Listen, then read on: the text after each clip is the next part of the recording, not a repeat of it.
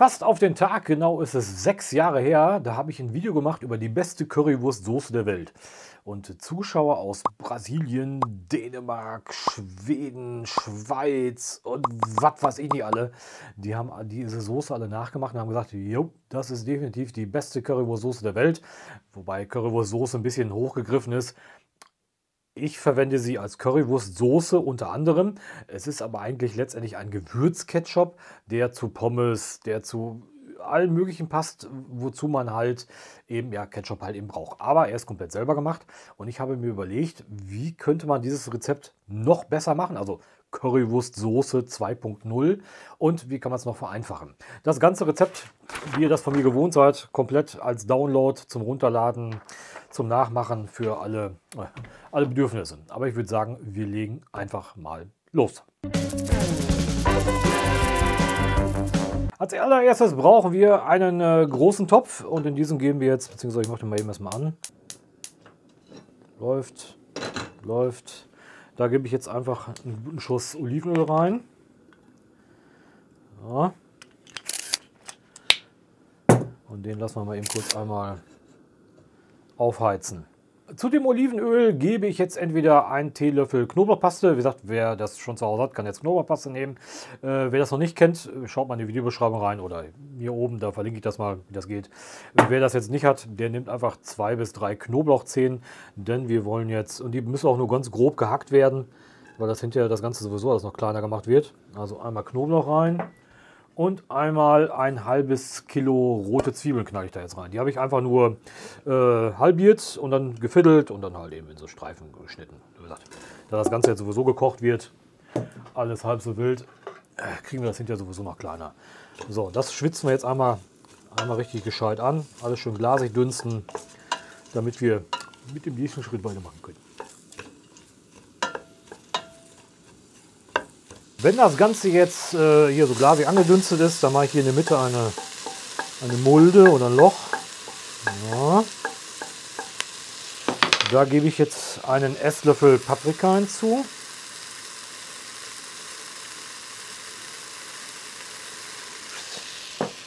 Dann einen Teelöffel Madras Currypulver. Könnt auch normales Currypulver nehmen, aber ich nehme immer Madras. Gerade für asiatische Gerichte sehr geil. Ein Teelöffel, wie gesagt, wir können das hinterher noch weiter pimpen. Deswegen reicht erstmal ein Teelöffel. Ja. Und dazu Tomatenmark. Wahrscheinlich brauchen wir die ganze Tube, aber erstmal nur so Viertel bis halbe Tube ungefähr, die ich dabei gebe. Und das röste ich jetzt einmal da mit den Gewürzen einmal richtig an. Und es riecht jetzt schon. Oh, oh.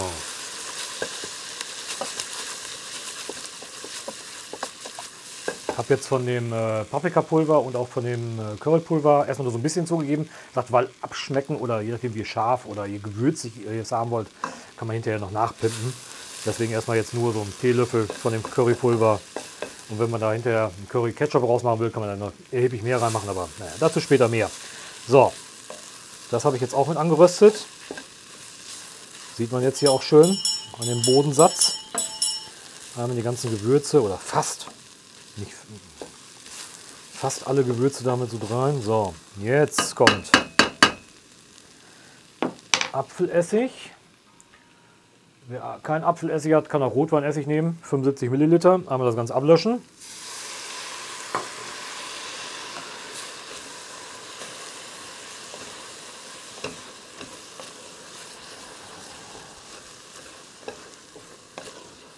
Und dann können wir uns jetzt schon um die Tomaten kümmern. In dem ersten Video von vor 6 Jahren, der eine, wie gesagt, der mir schon länger folgt, der erinnert sich, dass ich da frische Tomaten genommen habe. Aber die Variante ist ein bisschen komplizierter.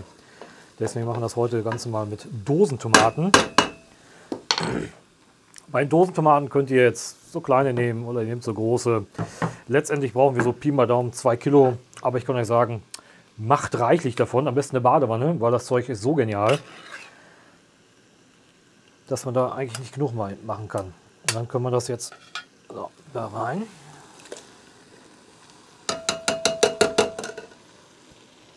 Einmal. So, jetzt kann ich die Flamme auch schon runterstellen. Denn jetzt ist unsere Grundpampe fast schon fertig. Fast. Mal eben einmal umrühren, weil jetzt können wir nämlich die restlichen Gewürze hinzugeben. Das sind auch einige, damit das vor sich hin köcheln oder einkochen kann. Wie gesagt, keine Panik, wenn ihr hier so große Stücke habt, das wird hinterher sowieso alles püriert, völlig Latte. Also ist das erstmal nur so halb so wild. So, das hätten wir drin. Das Chaos mal eben hier an die Seite, damit ich an den Rest dran komme. Und zwar einmal Braunzucker dazu, dann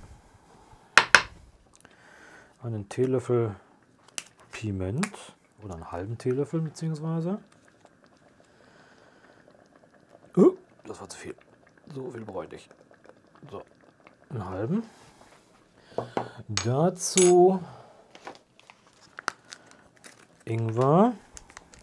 Ein Teelöffel, könnt ihr frischen Ingwer nehmen, aber ich nehme jetzt hier mal die Pulvervariante. Geht aber auch in der frischen Variante. So, schwarzer Pfeffer. Da ich schon Piment genommen habe, einen halben, nehme ich jetzt noch einen halben hier vom schwarzen Pfeffer. Wer jetzt kein Piment hat, kann auch einfach einen ganzen nehmen, schwarzen Pfeffer. Völlig wurscht. Wie gesagt, lieber ein bisschen weniger, weil man das Ganze hinterher sowieso noch anpassen kann an den Geschmack. Dann ein Esslöffel Senfkörner.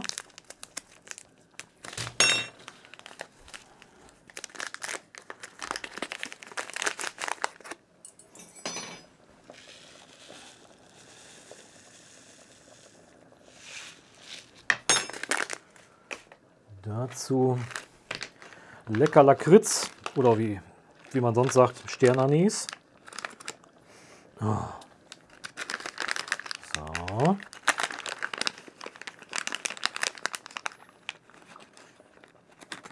Zwei Stück davon rein.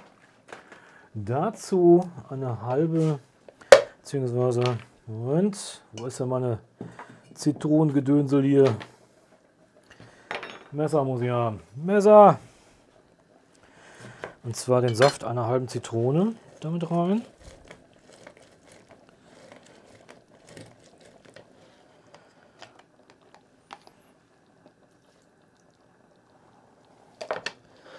Und jetzt für die Schärfe eine Chilischote. Ich habe jetzt eine super scharfe Chilischote. Wer es jetzt nicht so scharf mag, so wie ich, der schmeißt die einfach so als Ganzes da rein. Wer schärfer mag, der schneidet einmal den Strunk ab und schneidet das Ding einfach mal oder viertelt das Ding einfach mal und kann das hinterher dann auch komplett pürieren. Dann wird dieser Ketchup, dieser Gewürzketchup sehr, sehr scharf oder schärfer. Also ihr müsst selber wissen, wie ihr es haben wollt. Ansonsten wird es gleich vor dem Pürieren, wird der Sternanis genauso wie Chilischote dann rausgenommen. Ich bin eher so die Lusche, deswegen lasse ich es jetzt mal als Ganzes. Also damit könnt ihr so ein bisschen die Schärfe mit bestimmen. Könnt ihr hinterher auch, bevor ihr es püriert, könnt ihr auch schon mal testen oder schmecken. Und dann kann man selber entscheiden, jetzt nach dem Motto, das ist jetzt völlig fad für meinen Geschmack, wie gesagt, weil Schärfe ja nicht für jeden anders ist. Könnt ihr es entweder noch dann klein häckseln mit pürieren oder ihr nehmt es einfach raus und macht es dann ohne. So, habe ich noch irgendwas an Gewürzen vergessen? Eben schnell gucken. Normalerweise müsste ich alles haben. Nee, Zimt, genau, Zimt fehlt noch. Und zwar einen Viertellöffel Zimt noch mit rein. Ja, so reicht schon. Und dann haben wir jetzt auch erstmal alle Gewürze drin, beziehungsweise halt noch nicht ganz, ein Esslöffel Worcestersoße. Diese hier, ich habe jetzt Lea Perrins. Wer die nicht unbedingt zu Hause hat, weil sie halt eben nicht viel braucht und nicht brauchst du dir fürs Rezept auch nicht gesagt kaufen, dann nimmst du einfach Sojasauce, was die meisten wahrscheinlich eher zu Hause haben als Lea und Perrins, aber ich brauche die häufiger, von daher ein Esslöffel davon auch noch mit rein. So, dann hätten wir schon. Wie gesagt, sieht wilder aus, wie es ist. Ist aber alles relativ harmlos. Und jetzt haben wir hier unsere Ketchup-Rohmasse. Ja, wie gesagt, hier unser Chili schwimmt da schön fröhlich vor sich hin. Und jetzt kommt der schwierigste Teil für euch und auch für mich. Einmal umrühren und 1,5 Stunden warten, bis das Ganze einmal richtig einkocht. Bis gleich. 1,5 Stunden sind jetzt vergangen und das Ganze ist auch schon gut eingekocht. Wie gesagt, das Ganze so mit so Deckel leicht geöffnet vor sich hin köcheln lassen. Und dann sieht man jetzt auch schon, dass das Ganze schon sehr gut aussieht und auch schon viel pumpiger ist. Und das Einzige, was ich jetzt mache ist, oder was ihr machen solltet, wäre einmal den Sternanis hier raus fischen, wenn man ihn denn findet. Ah ja, genau, die Chilischote auch, da erzähle ich gleich noch was zu. Also die einmal rausfischen. Jetzt nur noch eben einmal, wo ist mein zweiter Sternanis geblieben? Da ist er. So. Den einmal raus. Und jetzt können wir das Ganze einmal pürieren.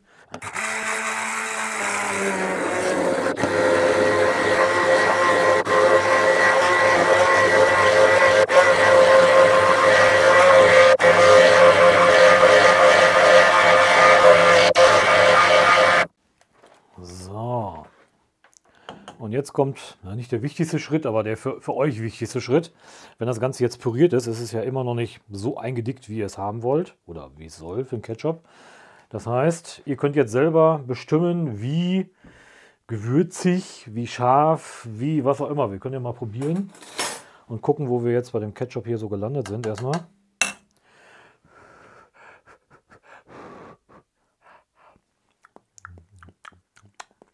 Ja, für mich reicht das so.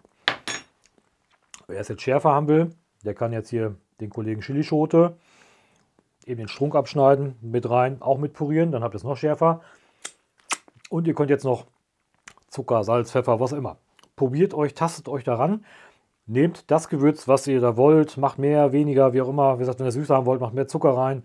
Wenn ihr sagt, mir fehlt Pfeffer, dann macht da Pfeffer rein. Wenn ihr es salziger haben wollt, macht salziger. Für die Currywurst mache ich jetzt nicht extra noch, man könnte jetzt rein theoretisch noch einen Esslöffel Curry reinmachen, also entweder Madras Currypulver oder normales. Brauche ich nicht, weil wenn ich eine Currywurst mache, dann mache ich da eh Currypulver so drüber. Jetzt ist das Ganze hier von der Konsistenz her noch sehr, sehr, sehr wässrig. Jetzt kann man das weiter einkochen lassen. Oder man nimmt jetzt den Rest vom Tomatenmark. Ich habe jetzt vorhin, sag ich mal, so eine halbe Tube da reingequetscht. Jetzt quetsche ich einfach, dann geht es einfach nur schneller. Quetsche ich da einfach. Und ich kriege es damit halt nochmal tomatiger, fruchtiger, wie auch immer man das nennen mag. Quetsche ich einmal jetzt hier den Rest der Tube rein. Das bleibt euch selber überlassen, wie ihr es haben wollt. So gibt es halt nochmal so noch mehr tomatiger Geschmack. Aber ausprobieren. Jeder hat einen anderen Geschmack. So, jetzt habe ich hier eine große Tube, 200 Milliliter drin. Einmal einrühren das Ganze. Und jetzt mit offenem Deckel ja, so weit einkochen lassen, bis die Konsistenz so ist, wie ihr sie gerne hättet. Wie gesagt, jetzt ist es noch sehr flüssig. Aber ich würde sagen, ich lasse das jetzt noch mal so eine Stunde vor sich hin köcheln, um das Ganze noch ein bisschen dem Wasser zu entledigen. Ein bisschen eindicken noch. Und dann würde ich sagen, sehen wir uns gleich nochmal bei der passenden Konsistenz. Sehen wir uns wieder. Zwischendurch ein bisschen umrühren, hilft auch immer, damit es nicht anbrennt. Also, kleine Flamme. Bis gleich. Ja, nochmal 60 bis 90 Minuten, ich weiß gar nicht. Nochmal später habe ich das Ganze nochmal einkochen lassen. Und so sieht jetzt die beste Currywurstsoße oder Ketchup der Welt aus. Ist jetzt noch ein bisschen flüssig, aber man sieht schon, ist auf jeden Fall schon gut dicker geworden. Aber im Kühlschrank, wenn es abkühlt, wird es noch mal ein bisschen dicker. Deswegen reicht mir diese Konsistenz jetzt völlig aus. Und ich würde sagen, wir füllen das Ganze jetzt mal ab. Ich habe mir jetzt aus dem, keine Ahnung, irgendwoher habe ich mir jetzt hier wieder so nicht Schraubgläser, sondern so hier Bügeldeckelgläser geholt. Die habe ich gerade eben heiß ausgespült. Da fülle ich das Ganze jetzt ab. Und dann ist das auch schon ready, das Ganze. So, einmal. Die haben jetzt hier so einen halben Liter. Ihr könnt auch so Squeeze-Flaschen nehmen. Ihr könnt auch, keine Ahnung, ganz normale alte Ketchup-Flaschen nehmen. Oder weiß der Geier, was ihr da haben wollt. Alles easy peasy machbar. So, Glas Nummer 1 ready. Läppchen hier den Rand sauber machen. Und dann kann das schon zu, das Glas, und ab im Kühlschrank. Und weiter geht's im Text. Ja, macht das Ganze mal nach. Ich sage euch, egal was an Ketchup ihr vorher gemögt oder gekauft habt, ihr werdet keinen anderen mehr machen. Das Zeug ist so geil, das kann man sogar trinken. Nochmal zu der Mengenangabe. Ich habe jetzt 3 Dosen 800 Milliliter genommen. Das sind 2,4 Kilo oder 2,4 Liter. Ich habe jetzt so knapp 2 Liter rausbekommen. Also sprich so 400 Milliliter sind dann, naja, eingekocht. Das Ganze ist jetzt auch immer noch ein bisschen warm, aber man sieht, es ist schon richtig schöner, leckerer Ketchup. Und den kannst du so löffeln. Also so unfassbar lecker. Und wenn ihr noch, selbst wenn ihr es jetzt verhauen habt, so was ich, weil ihr die Chilischote rein mal gemacht habt, oder, ihr könnt jetzt immer noch, trotzdem noch mal nachpimpen. Das heißt, ist es euch zu scharf oder zu gewürzig, macht halt noch eine Tube Tomatenmark rein. Ist es euch zu laff, würzt noch mal nach, noch mal kurz aufkochen lassen, so ungefähr. Auf jeden Fall das Zeug. Probiert es aus, macht's nach und berichtet. Wir sehen uns im nächsten Video wieder. Oh. Oh. Oh.